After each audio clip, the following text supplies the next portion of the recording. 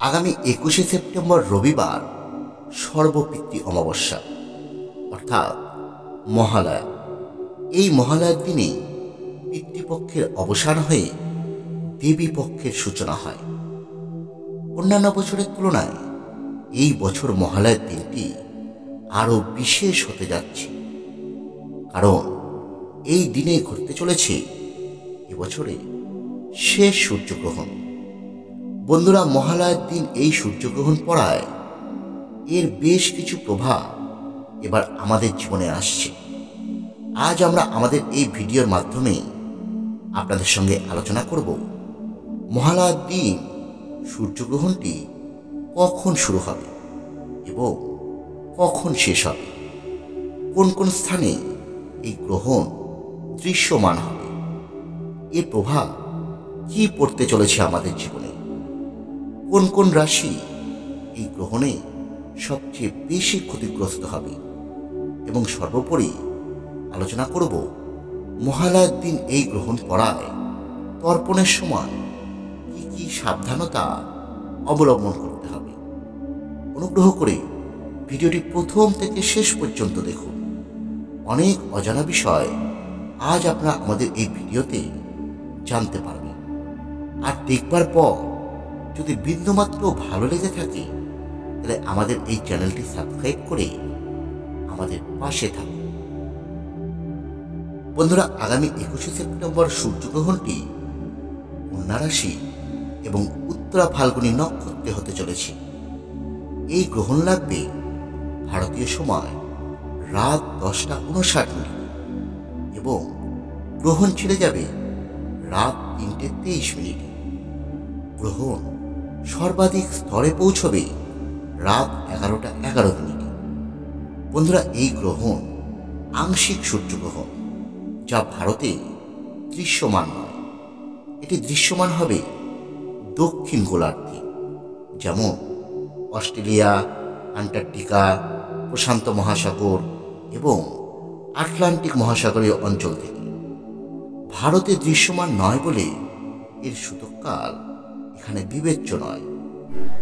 বন্ধুরা, সূতককাল হল গ্রহণ শুরু 12 ঘন্টা আগের সময়কাল।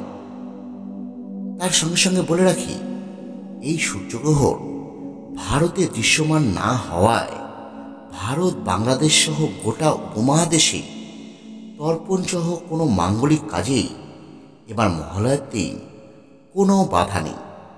আপনারা এদিন নির্বিঘ্নে তর্পণ সহ অন্যান্য যে কোনো মাঙ্গলিক কাজ করতে পারেন। তবে সূর্যগ্রহণ সময়কালে অর্থাৎ রাত 10:59 থেকে রাত 3:23 পর্যন্ত কিছু কিছু বিধিনিষেধ মেনে চলা প্রয়োজন। এদিন গ্রহণ শুরুর পূর্বেই রাত্রিকালীন আহার সেরে নেবেন, কারণ গ্রহণ চলাকালে কোনো প্রকার খাবার গ্রহণ করা উচিত নয়। এই সময় কোনো প্রকার ধারালো বস্তু যেমন ছুরি, কাঁচি ইত্যাদি ব্যবহার এড়িয়ে যাওয়া প্রয়োজন। তবে এই গ্রহণ যেহেতু এই উপমহাদেশে দৃশ্যমান নয়, তাই গর্ভবতী মহিলাদের এই গ্রহণে কোনো প্রকার বিধিনিষেধ মেনে চলতে হবে না। গ্রহণের সময় যে কঠোর বিধিনিষেধের বিধান আমাদের শাস্ত্রে রয়েছে তা একমাত্র গ্রহণ দৃশ্যমান হলেই মেনে চলতে হয়। যেহেতু এই গ্রহণ দৃশ্যমান নয়, তাই এর কোনো বিধিবিধান বা বিধিনিষেধ মেনে চলার প্রয়োজন নেই। তবে গ্রহণ চলাকালে পুজো, জপ, তপ করলে খুব ভালো ফল পাবে।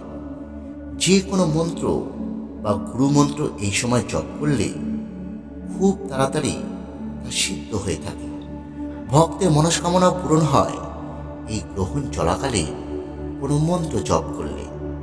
তবে দৃশ্যমান না হলেও জ্যোতিষশাস্ত্রে অনেকটা প্রভাব কিন্তু পড়বে। এই গ্রহণ এবার হতে চলেছে কন্যা রাশি এবং তার সঙ্গে সঙ্গে উত্তরা ফাল্গুনী নক্ষত্রে। তাই কন্যা সহ মীন, ধনু এবং মিথুন রাশির জাতকরা কিছুটা সমস্যার মধ্যে পড়তে পারে। তাই জ্যোতিষশাস্ত্রে এই 4 রাশি অর্থাৎ কন্যা, মীন, ধনু এবং মিথুন এই 4 রাশির জাতকদের সংযম এবং সতর্কতার সঙ্গে সিদ্ধান্ত নেওয়ার পরামর্শ প্রদান করেছে।